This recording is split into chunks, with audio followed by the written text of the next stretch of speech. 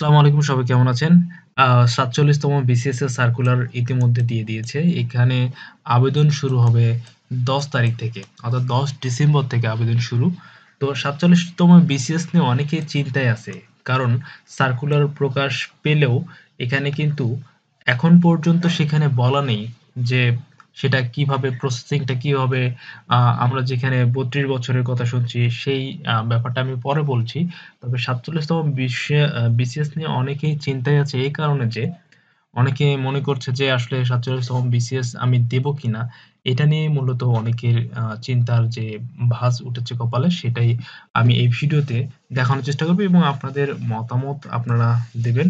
আ সেটা অবশ্যই দেবেন। কারণ ৪৭তম বিসিএস ইতিমধ্যেই আমরা সার্কুলার পেয়েছি এবং এটার আবেদনও শুরু হবে ১০ তারিখ থেকে। সুতরাং এটা নিয়ে অনেকেই আমরা চিন্তিত যে আসলে আবেদন করব কিনা? মানে আমার পড়াশোনার কন্ডিশন ভালো নেই। আমি আবেদন করলে কতটুকু এটা ফলপ্রসূ হবে? সেটা নিয়ে আ অনেকের অনেক প্রশ্ন, অনেকের অনেক কথা। তো এই বিষয়টা নিয়ে পুরো ভিডিওটা আপনারা দেখার চেষ্টা করবেন। তাহলে হয়তোবা কিছুটা স্বস্তি আপনারা পেতে পারেন। তবে এখানে যে ব্যাপারটা আপনাদেরকে বলছি যেটা আপনারা খুব মনোযোগ দিবেন। আপনি যদি অনার্স পাস হয়ে থাকেন তাহলে এখন আপনি অনার্স পাস করেছেন।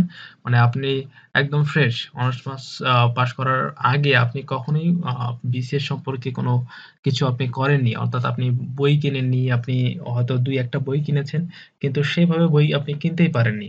আ এখন আপনি নতুন করে যদি আবেদন করেন সেক্ষেত্রে আপনি বই কিনতে চাচ্ছেন।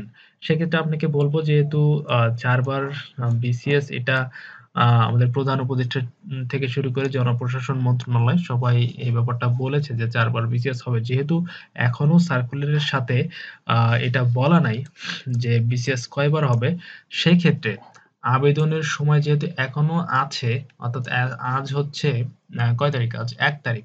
১০ তারিখ থেকে আমরা আবেদন করতে পারবো। তো এই ব্যাপারটা যদি করেই থাকে যে আবেদন করার সময় যদি বলে দেওয়া হয় যে ৪ বার বিসিএস দেওয়া যাবে, সেক্ষেত্রে অনার্স পাস যারা আপনারা করেছেন তাদের ক্ষেত্রে আমি বলছি যে আপনাদের যদি প্রিপারেশন মনে হয় যে প্রিপারেশনটা আপনার ঠিকভাবে হয়নি বা আপনি মনে করছেন যে আপনার প্রিপারেশনের অনেক গ্যাপ আছে। যদি ৪-৫ মাস সময় আপনি পান বা ৪.৫ মাস আপনি সময় পান, সেক্ষেত্রে আমি বলব যে আপনার কি করা উচিত? আপনার এটা নিয়ে আরেকটু ভাবা উচিত।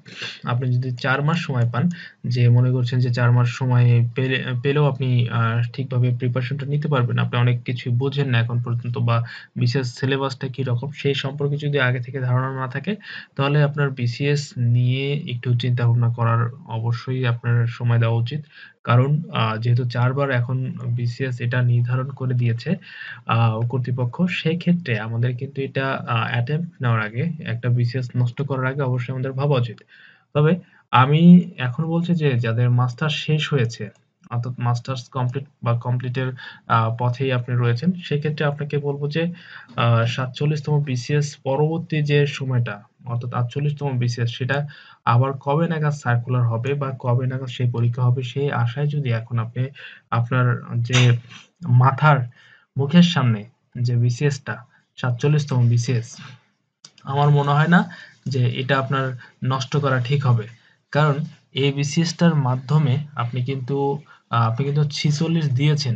আমি যতটুকু জানি যে আপনি মাস্টার্স এই বছর যদি কমপ্লিট হয় বা কমপ্লিট করেন, সেক্ষেত্রে আপনি ৪৬ তম বিসিএস আপনি অবশ্যই পেয়েছিলেন। এবং সেখানে কিন্তু আপনার অভিজ্ঞতা হয়েছে। বিসিএস কিন্তু এখন এমন নয় যে আপনি বয়স যতদিন আছে ততদিন আপনি পরীক্ষা দিতে পারবেন। সেরকম কিন্তু এখন বিসিএসটা নেই। তো যার কারণে আমি বলছি যে আপনার যদি মাস্টার্স শেষের দিকে হয়ে থাকে এবং আপনি ৪৭ তম বিসিএস এর জন্য ৪.৫ মাস বা ৪ মাস সময় পান, সেক্ষেত্রে আপনার অবশ্যই বিসিএস দেওয়ার রিস্কটা আপনাকে নিতে হবে। আ পরের বছর আপনি অসুস্থও থাকতে পারেন। সেক্ষেত্রে আপনি সেই পরীক্ষাটাও নাও অ্যাটেম্প্ট করতে পারেন। তো সবকিছু ঝুঁকি নিয়ে আপনাকে করতে হবে। কারণ অনেক ক্ষেত্রে আমরা দেখতে পাই যে যদি ৩২ বছরও হয়, আপনার মানসিকতা আসলে ৩২ বছর পর্যন্ত থাকে না। সবার কারোই থাকে না। মানে একটা সময় যে আমরা এটা আমরা পরামর্শ বা অভিজ্ঞতার কথা থেকে আমরা জেনে এসেছি যে আ যাদের চাকরি হয় তারা আ একটা বছর, একটা বয়স আমরা জানি সে বয়সটা হচ্ছে আমরা যদি বয়সটা দেখি যে এখানে বয়স যাদের 25 থেকে 26 অথবা 27 এর মধ্যেই বিসিএস ক্যাডার আ হয়ে যায়। এটা একটা মানে কি বলা যায়? সেই সময় মানুষের যে তাৎক্ষণিক পড়াশোনা শেষ হওয়ার পরে যে মস্তিষ্ক সেটা ধারণ ক্ষমতা অনেক ভালো থাকে এবং আ যত যতই ৩২ বছর এখানে করে দেওয়া হোক না কেন, সেই বয়স পর্যন্ত আসলে মুখস্থ করা বা মুখস্থের বিষয়টি থাকে না। তবে আমি যেটা বলছিলাম যে, আপনি যদি মাস্টার্স আপনার কমপ্লিট হওয়ার পথে আপনি থাকেন, আপনার মনে হয় যে বিসিএসটা আপনার দেওয়া উচিত। যদি একেবারেই আপনি একদম নতুন হন বা আপনার সিলেবাসটা ওইভাবে ধারণা না থাকে, সেক্ষেত্রে আপনি এটা নিয়ে আ আরো ডিপলি একটু চিন্তা ভাবনা করতে পারেন। তবে যেহেতু সার্কুলার ইতিমধ্যে হয়ে গেছে এবং এখানে আবেদন কবে থেকে করা যাবে এবং সম্ভাব্য ডেট এটা দিয়ে দেওয়া হয়েছে মে মাস। তো মে মাসের যদি এটা হয়, সেক্ষেত্রে আপনি ৪ মাস বা ৫ মাস আপনি সময় পাবেন। তবে আমার কাছে যেটা মনে হয় যদি আপনি ৩২ বছর সময়ের আশা করে ৪ বার আপনি মনে করছেন যে এখন আপনি শেষ করবেন না। ৪ টা গুটি পাবেন আপনি ৪ বার খেলবেন। সেক্ষেত্রে আপনি আবার পরবর্তী ৪৮ তম বিসিএস থেকে ভালো করে সিরিয়াসলি নিবেন। সেটা অবশ্যই আপনার ব্যাপার। তবে আমার পার্সোনাল ওপিনিয়ন হচ্ছে আপনাকে আ যদি অনার্স পাস হয়ে থাকেন, যদি একদমই আপনার কোনো কিছু আয়ত্তে না থাকে সেক্ষেত্রে আপনি ৪ বার বা ৪৮ তম বিসিএস থেকে শুরু করতে পারেন। যেহেতু আপনি আ কিছুই এখন পর্যন্ত জানেন না। ৪ মাস প্রিপারেশন নিলেও আপনি হয়তো অতটা বুঝতে পারবেন না।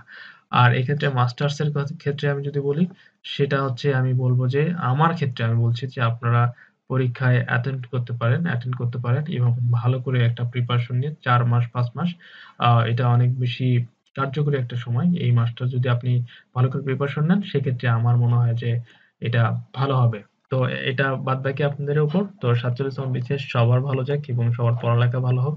সেই কামনা করে ভিডিওটি শেষ করছি। আপনারা ভালো থাকবেন এবং পড়াশোনার মধ্যেই থাকবেন। আমার জন্য দোয়া করবেন। আসসালামু আলাইকুম।